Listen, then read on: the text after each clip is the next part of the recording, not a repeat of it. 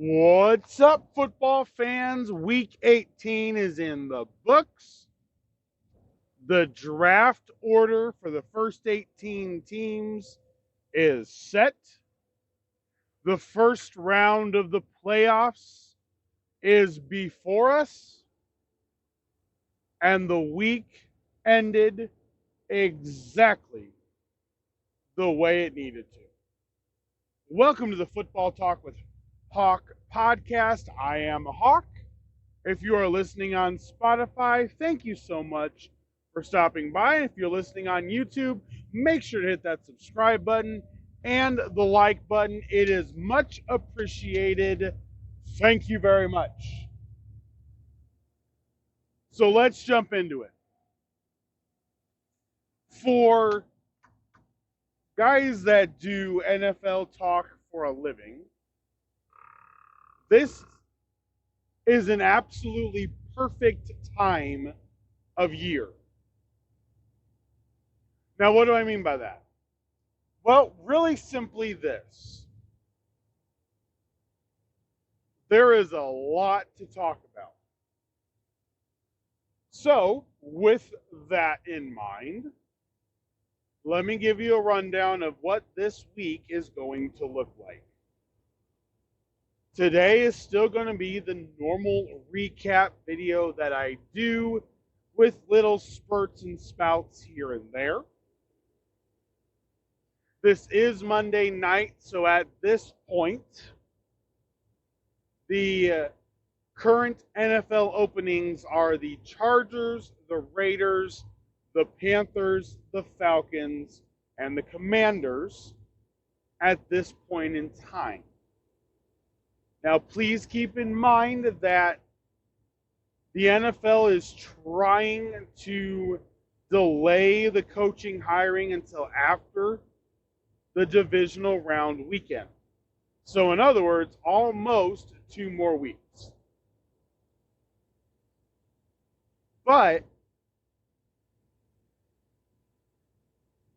there were a lot of people that were requested of to be able to be contacted today, both on the GM side and the head coaching side.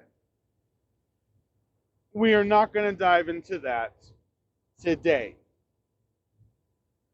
That will be tomorrow's podcast. And then on what would be Thursday for you guys, we will have the draft podcast where I break down what each team has in the draft prior to the compensatory picks and how each team is faring with the cap.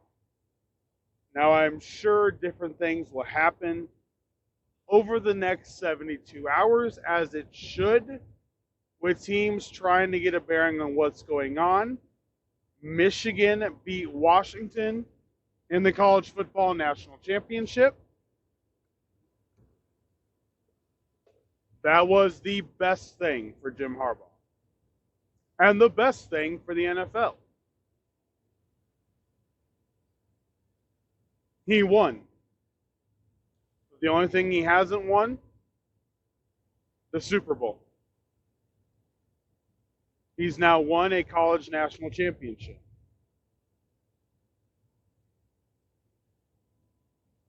Everybody can go after Harbaugh. $25 million a year.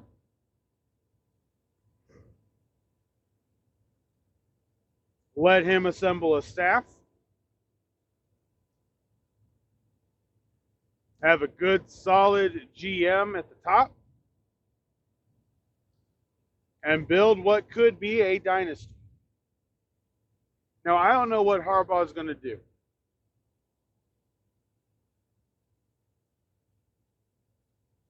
But it will be interesting. So that is how some of the week is going to go. Obviously, on Saturday, I will have my picks. And boy, do we have a lot of fun with this.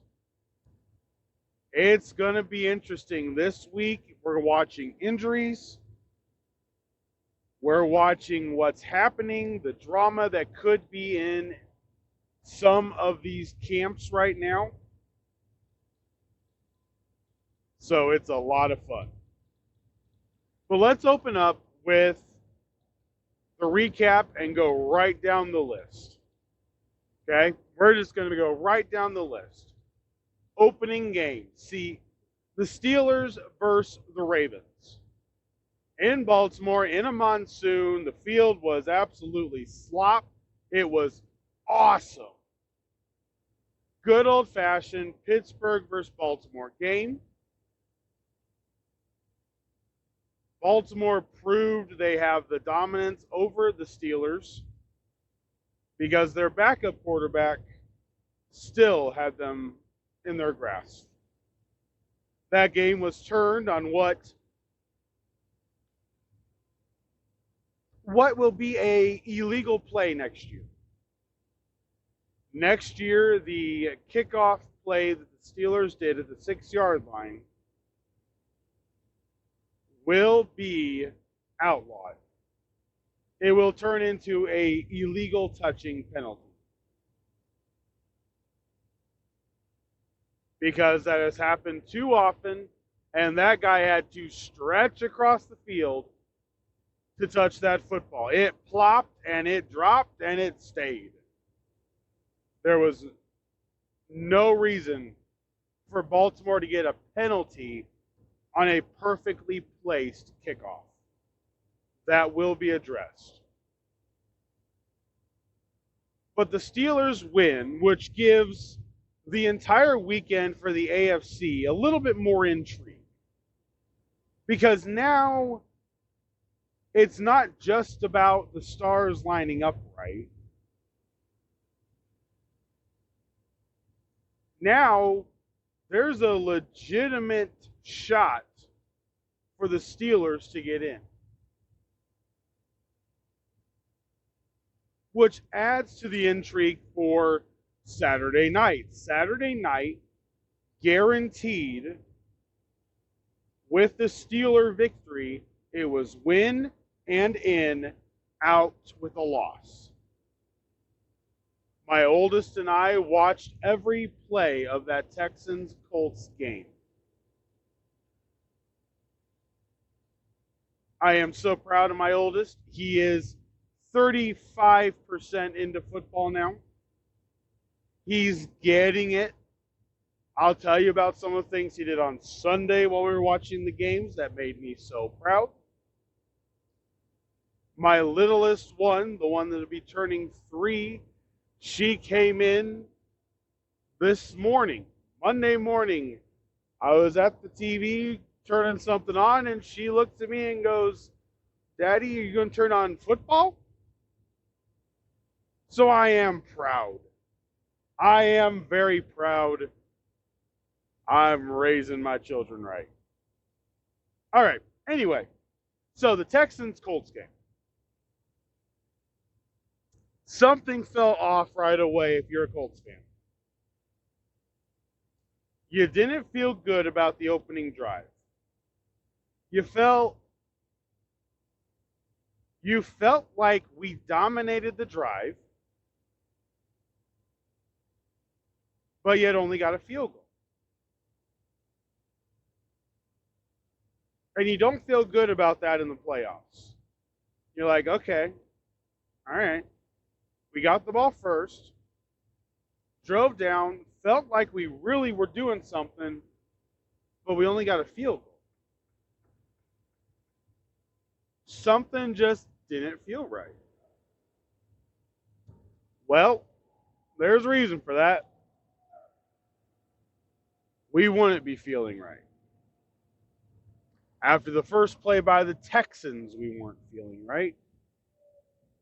Because that first play by the Texans, when they lined up, I looked at my son and I went, they're going deep.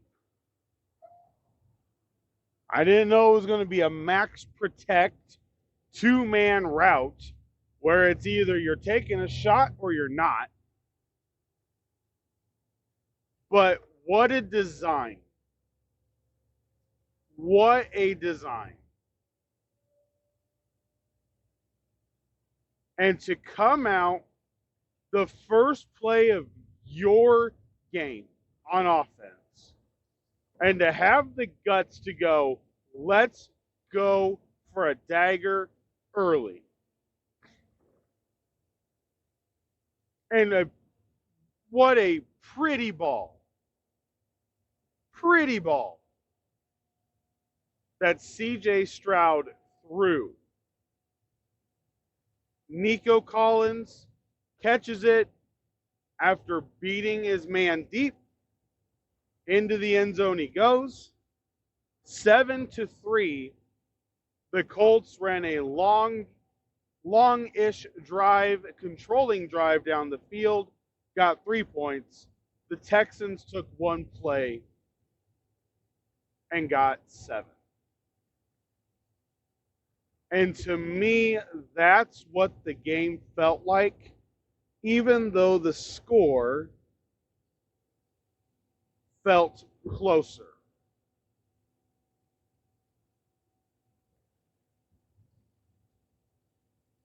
Because they're up 14-6, the Texans are, before the Colts lead a really brilliant drive down the field, score, lots of momentum, get the 2-point conversion, and now you're tied. Could have easily flipped the momentum from a team that kind of felt like a young team, the Texans, on the road, playoff atmosphere. The Colts were 1,000% the more experienced. Excuse me, hate that when that happens. They were 1,000% the more experienced team. 1,000%. You felt the Texans kind of losing the grip on the game. And the next drive, CJ Stroud makes 2 of the prettiest throws, a 1st and 20 and a 2nd and 20.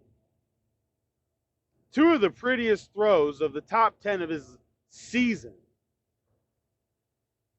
And then does the one thing that receivers always beg a quarterback to do, but most don't have the guts or the ability to do it.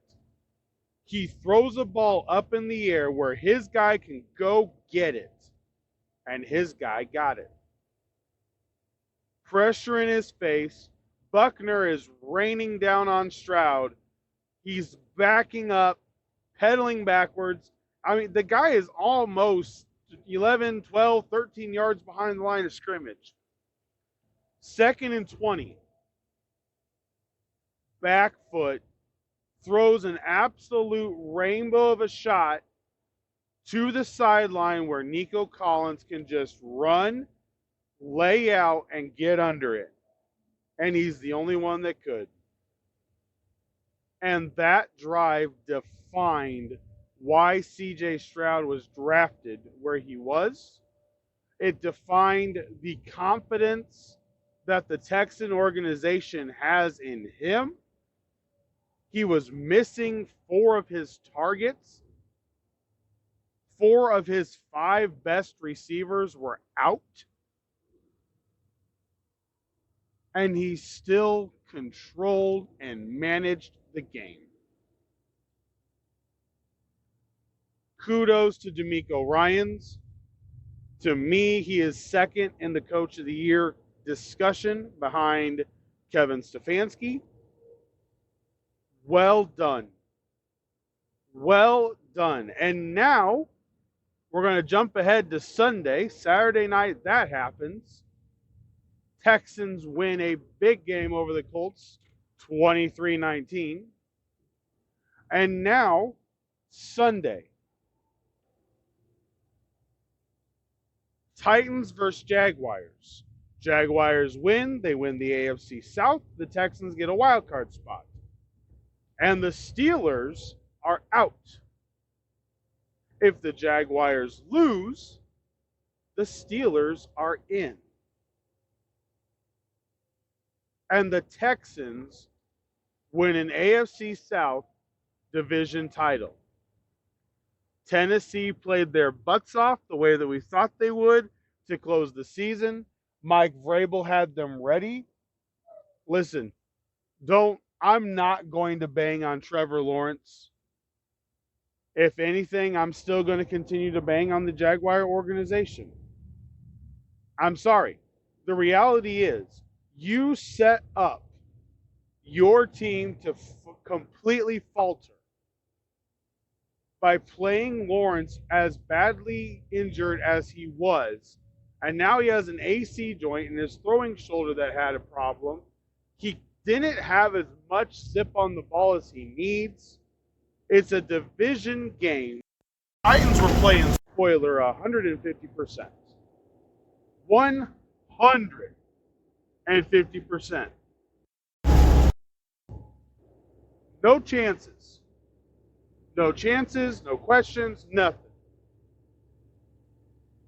Reality is, Titans wanted to win that game really badly. They were home. They pull out the W. Jaguars lose. Texans win the AFC South. Everybody's going to bang on Trevor Lawrence. Is he a bust? Are you kidding me? He's above 500 as a quarterback now. He won a division title last year. He went 9-8 this year. Like, just give me a break. Your defense didn't stop the Titans either. A team that didn't have a bunch of power to be able to score, you allowed to score 28 points. Defensive coordinator has already been fired. So next year, look out. Look out. There is a side of me that is wondering how it's going to work out. Defensive coordinator-wise, I'm wondering. I really am, because there's a couple that have been sitting as only assistants and not defensive coordinators in the league that you could see pop back up. So look for Doug Peterson to potentially make a big move for a defensive coordinator, because that defense is really good and it's stacked and ready to win. All right, we're 3 games in, but we've been live for 18 minutes. So I guess we need to pick up the pace. All right, next game, kind of inconsequential game. Cincinnati blows out Cleveland. You guys know I picked Cincinnati, but was rooting for Cleveland because I wanted Stefanski to win a game with another quarterback. His 5th quarterback. But the Bengals do get the W, which really did hurt them in the draft stock because now they have the 18th pick in the draft, but we'll go over that in a couple days. All right, the next game. Lions beat the Vikings, losing Sam Laporta. Everybody goes, you had to assume Dallas was going to beat Washington, so you weren't playing for anything. Really? You assume a division game. Titans beat the Jaguars. Hello. The Vikings played their hearts out to beat Detroit. You don't assume division games, no matter who they are or how bad they are. It's a division game, and the Cowboys were on the road. I don't want to hear any of that type of dumb talk. You don't assume somebody's going to win. They were going to try to get that 2nd seed, because if they get the 2nd seed, listen, they only have to play on the road against the Niners. That's their only road game in the playoffs.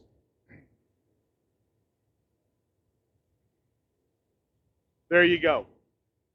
All right, the next game.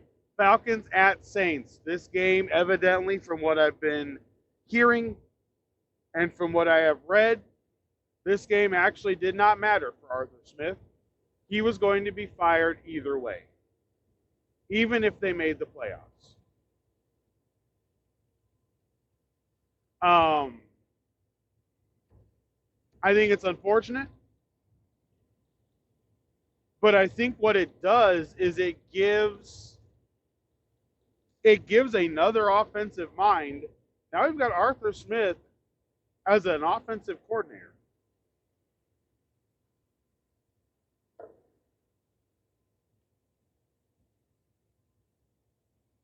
Potentially, you've got Frank Reich as an offensive coordinator. This isn't bad. This is not bad. These guys are really good play callers. Josh McDaniels is a horrible coach. Josh McDaniels is a dang good play caller. Offensive coordinator, I'd sign McDaniels.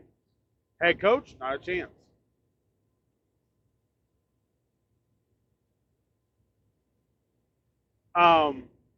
So, with that being said, the Saints win.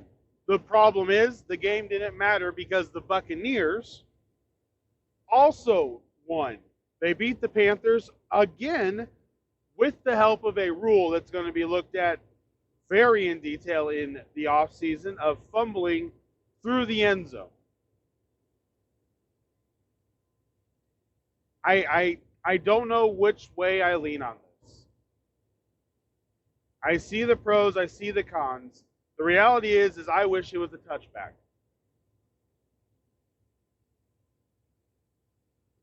And you need to make the rule consistent. In the fourth quarter, under 5 minutes, a player cannot pick up a fumble that's gone forward and advance the ball.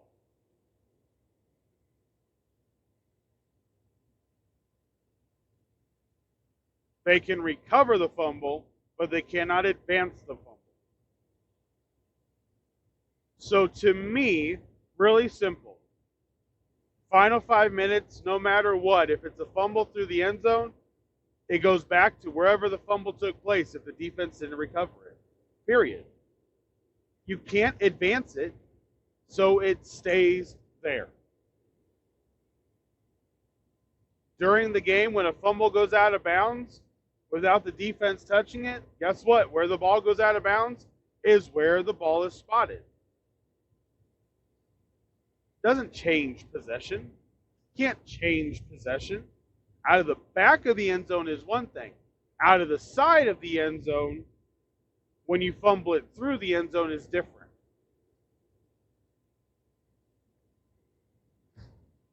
So I think you've got to give this a really hard look in the offseason. But nonetheless, the Panthers' final 2 games of the year, they get shut out. They lose to the Buccaneers 9-0. They really do look completely inept. The GM has been fired. I don't know what the allure is of the Panther job. I really don't. I don't like Bryce Young. I don't like who they've got with their skill positions. Miles Sanders and Chuba Hubbard as running backs? Are you kidding me? Some of the dumbest money that was spent.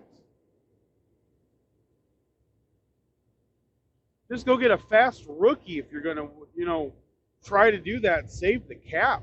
For goodness sakes. They don't have a ton of cap room. I know we've gone over it before. I mean, they've only got Brian Burns, Derek Brown. You're not trading J.C. Horn. You could trade Shaq Thompson. That's a possibility.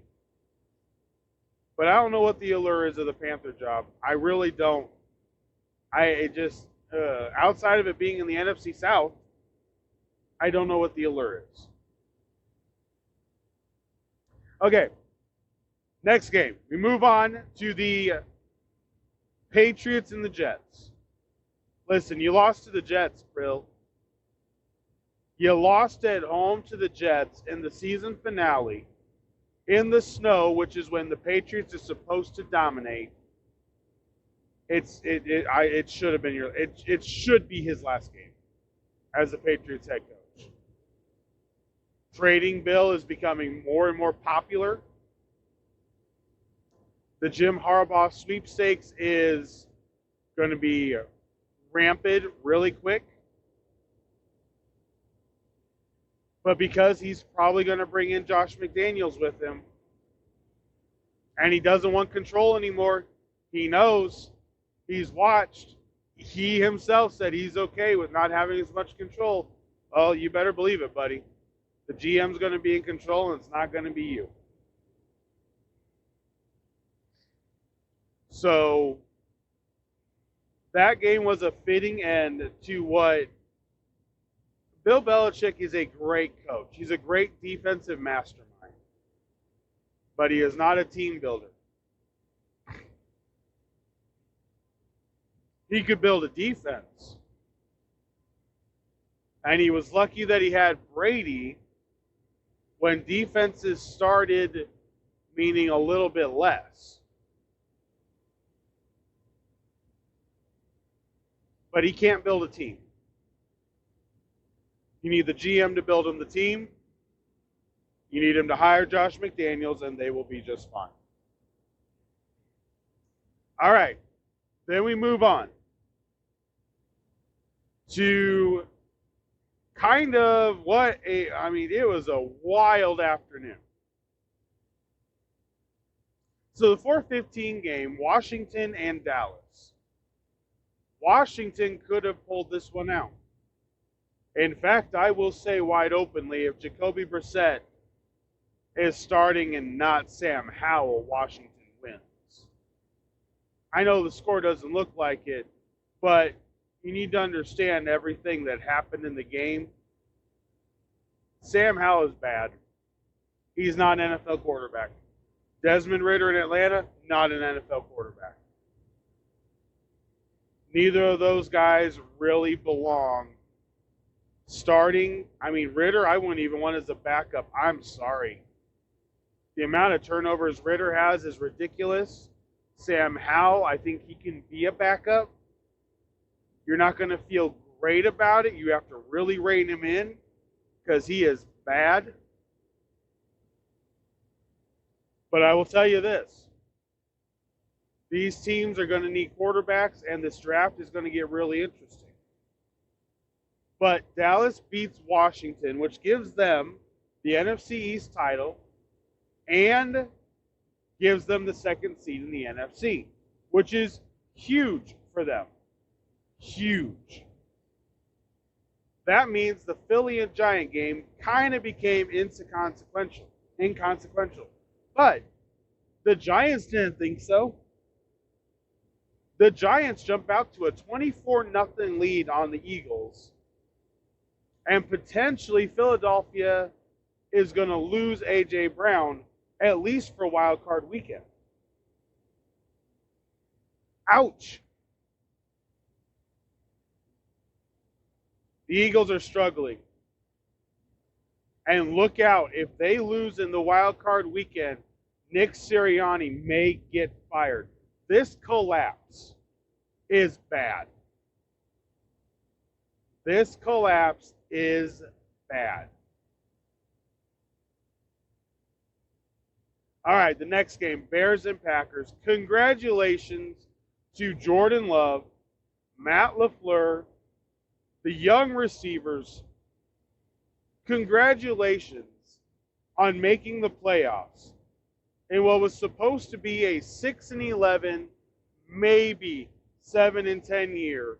You go 9-8, you beat the teams you have to, and you make the playoffs. Well done.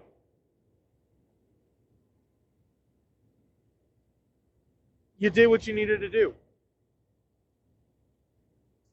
I'm going to stand on it. I don't think the Bears should retain Eberflus. Defensive coach that I don't think should be given the keys to a brand new. You got 2 draft picks in the top 10, the number 1 and the number 9. You're not going to give him another year and let him ruin a draft where he's got 9, 10 picks. That is not what I would do at all. But the Bears lose. Justin Fields looks completely inept. Honestly, I don't know what to think of Fields. Change of scenery, I think, can make him between a 20 and the 25th best quarterback in the league.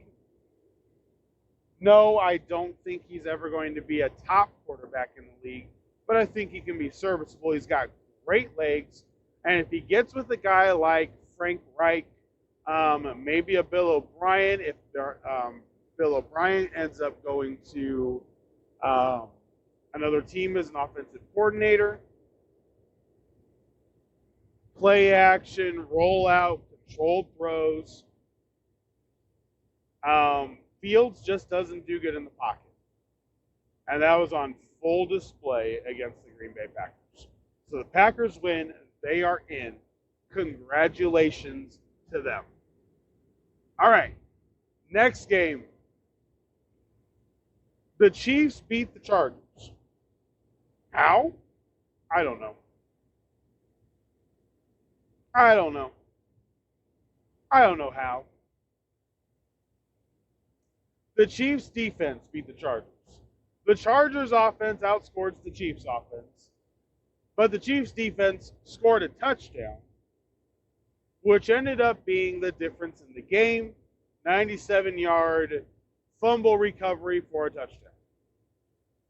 It was a beautiful fun. I mean, that was nice. But the offense absolutely sucked the way that I thought it was going to. Like, there was nothing about it that looked good. At all. So, the Chiefs had the number 3 spot locked in already. Patrick Mahomes, Travis Kelce, both of them were not playing. They were never going to, but both of them were not playing. And honestly, the way that it kind of worked out was relatively fitting. Struggling to win, and then, yeah, 13-12.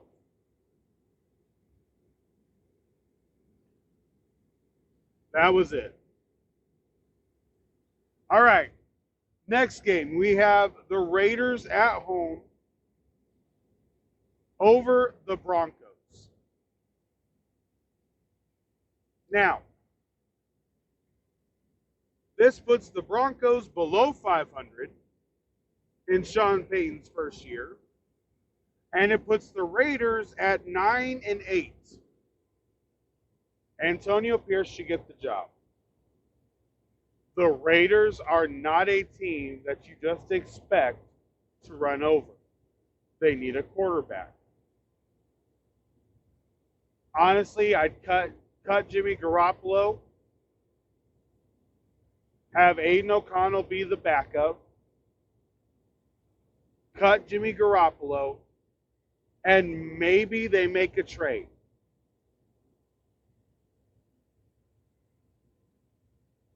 Maybe they make a trade with Arizona to get the 4th pick in the draft.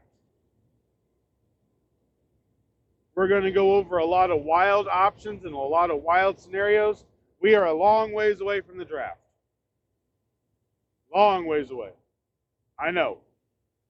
And we're going to play out a lot of scenarios over the coming months.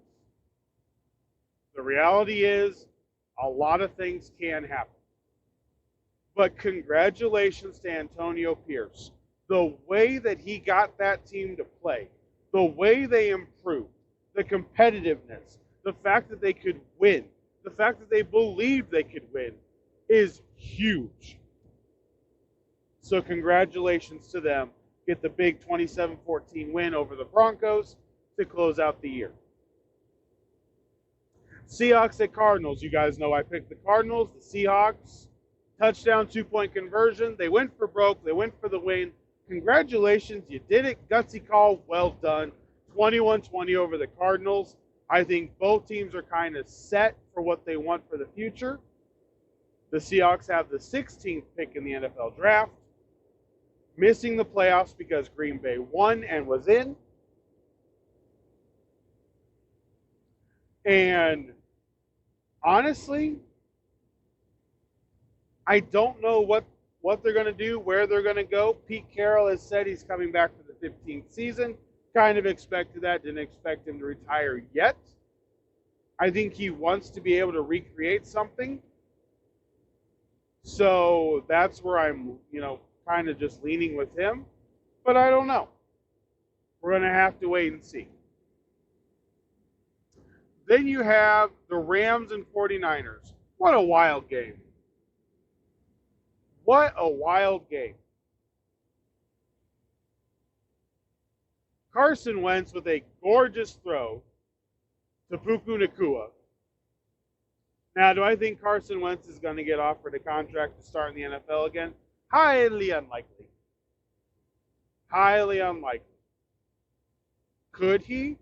Yes. A lot of teams need quarterbacks. I don't think the Rams are going to run with Brett Rippon. And to be fair, they weren't planning on it. Stetson Bennett, whatever has gone on personally, I hope he's okay because we haven't heard any more news on it. But they drafted him to be Matthew Stafford's backup. And that didn't happen. But this game was a battle of the backups, and the Rams and the 49ers still had an epic game. 21-20 win by the Rams. It was awesome. It was a fun game to watch. It's one of those games where you could tell the coaches were everybody was having fun.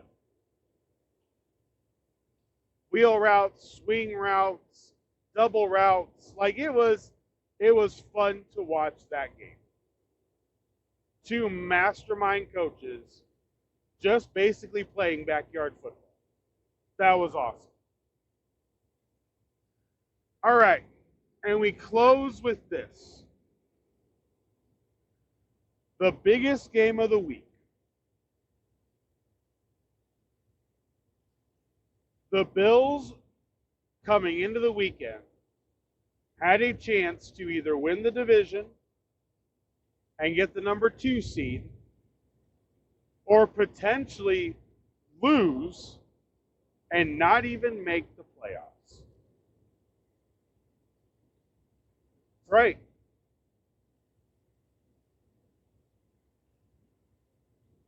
Those were the options.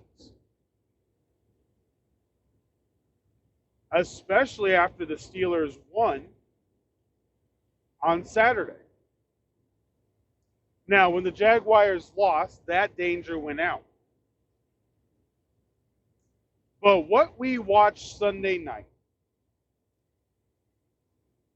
was the difference between the Bills and the Dolphins that will continue to be, because the Dolphins have something the Bills don't. The Dolphins have an inept quarterback. When that quarterback is on script, he's spot on. He's amazing. When he's off script, pedestrian. Average. Not special. When Josh Allen's off script, you get 14 points in the fourth quarter. Come from behind victory. Game-defining plays. Yeah, he's going to have turnovers. Yeah, he may frustrate you with them. He doesn't have Daboll to rein him in right now. I don't think Joe Brady has that same ability that Daboll did. But in a big game, Allen never quits. Watch the press conference of Tua if you want to know what type of quarterback he really is. He was self-defeated. He was self-defeated. He wasn't beaten just by the Bills. He was beaten mentally because he knew I ain't good enough. And anybody that watched that game saw why Buffalo are the AFC East champions again and why it's not even close yet. When you're home, week 18, divisions on the line, can you do your job? And Tua choked. And Josh Allen rose to the top again. The Bills win 21-14. Game-sealing interception, which was absolutely beautiful. But wasn't even overly forced. Not even overly forced. Just Tua being bad. It's going to get interesting. It really will. The conversations in Miami are going to be fierce. Can we win with Tua? Now, they're in the playoffs still. Miami is the 6th seed. They're going on the road to Kansas City. Buffalo is home against Pittsburgh. So here, to close out this podcast, here is the roundup for Super Wild Card Weekend. I hate the Monday night game. It guarantees that the winner of Monday night will be playing on Sunday. So we know who the Sunday game will be by the time that game is played. Saturday opens up Texans and Browns. Don't blame them. Really don't. Don't blame them at all. Honestly, that's okay. Honestly, that's okay.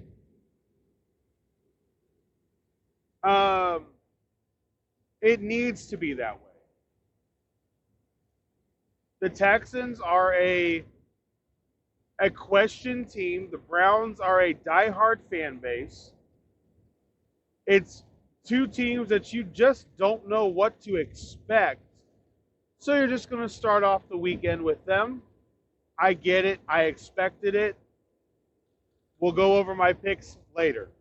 The Dolphins then play the Chiefs Saturday night in Kansas City. That could be bad.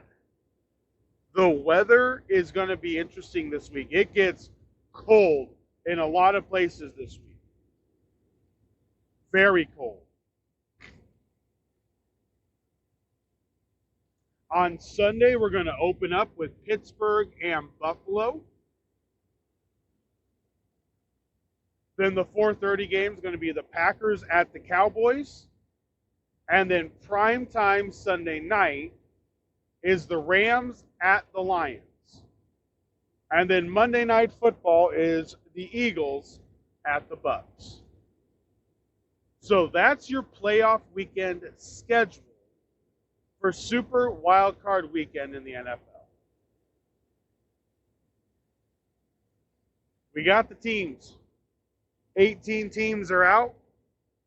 14 teams have a shot. Have just a shot at winning the Super Bowl. After this weekend, well, unfortunately, only 8 teams are going to have a shot.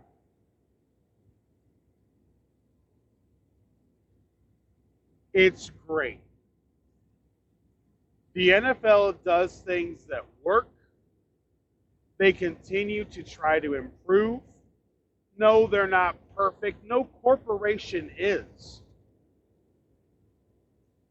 But every single thing that they try, when it's leaning towards us, works. When it leans towards giving the football fan a different avenue to watch, a different way to watch, something different to look forward to, it's worked. And they need to be given credit where credit is due for continuing to push the envelope. All right, guys, that is enough for this episode. That is your Week 18, the final recap of the year. That is it. The books have closed for 18 teams, and the books are still open for 14. And we're ready for what's going to happen as we see the different changes that will no doubt be coming up very soon. All right, guys, that is it. Thank you so much for listening. Once again, if you're on Spotify, thank you. If you're on YouTube, thank you very much. Guys, this is Football Talk with Hawk. I will see you guys tomorrow. I'm Hawk, and I'm out.